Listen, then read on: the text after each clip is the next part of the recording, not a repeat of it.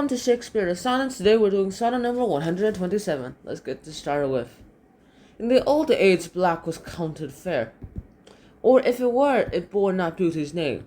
But now is black beauty's successive heir, and beauty slender with a bastard's shame.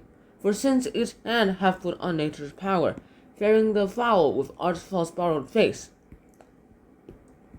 sweet beauty hath no name nor holy bower, but is profaned if not lives in disgrace. Therefore my mistress' eyes are raven black, her eyes so suited and they mourners seen, as such who not born fair now beauty lack, stand in creation with a false esteem. Yet so they mourn because of their woe, that every tongue says beauty should look so.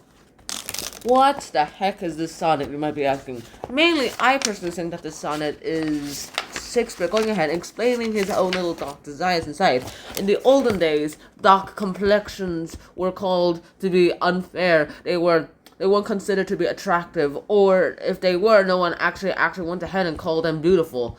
No one wanted to go ahead and call this kind of person beautiful at the time, except, I'm assuming, other dark complexioned people.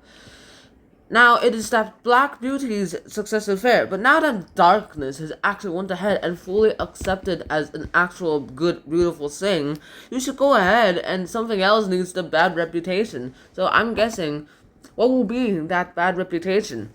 Finding the foul with art's false borrowed face, sweet beauties have no name, no holy bower. There's so much that we actually don't know, and there's so much that we could actually have to know as well too.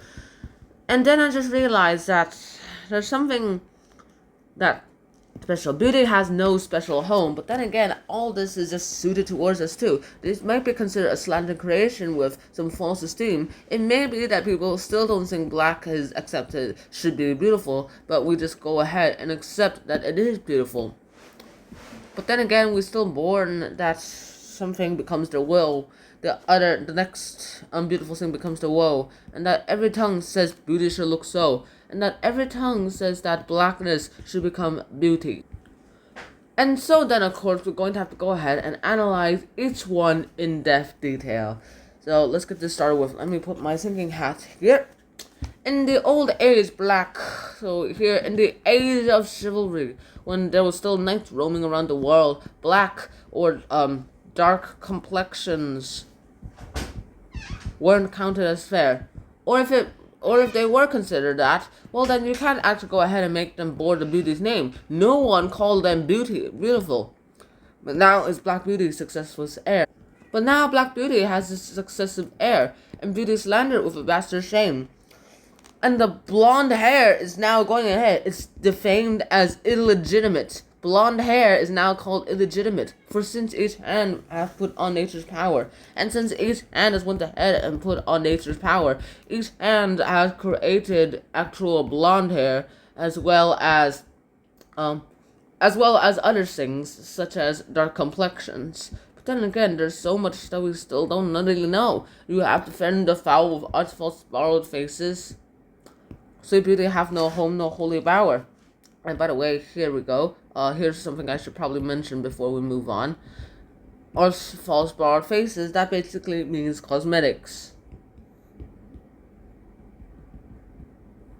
And there's so much more that we can go ahead here with too. The sweet here is natural or blonde beauty, and it has no name, no holy bower, and at here it's basically for such who not born fair, no beauty lack, and the becoming or the grace of their woe. Blonde may be out and black may be in now, but people are so sad that they've been reversed. And that's literally sonnet number 127. I hope you guys enjoyed this episode. I hope to see you guys soon. Until next time, for now, peace. Bye-bye. In the old age, black was not counted fair, or if it were, it bore not beauty's name. But now is black beauty's successive heir, and beauty slandered with a bastard's shame. For since each hand hath put on nature's power, throwing the foul with art's false borrowed face, see beauty hath no name, no holy bower, but is profaned if not lives in disgrace. Therefore my mistress's eyes are raven black, her eyes so suited and they mourners seem, as such who not born fair no beauty lack, slander creation with a false esteem. Yet so they mourn because of their woe, that every tongue says beauty should look so.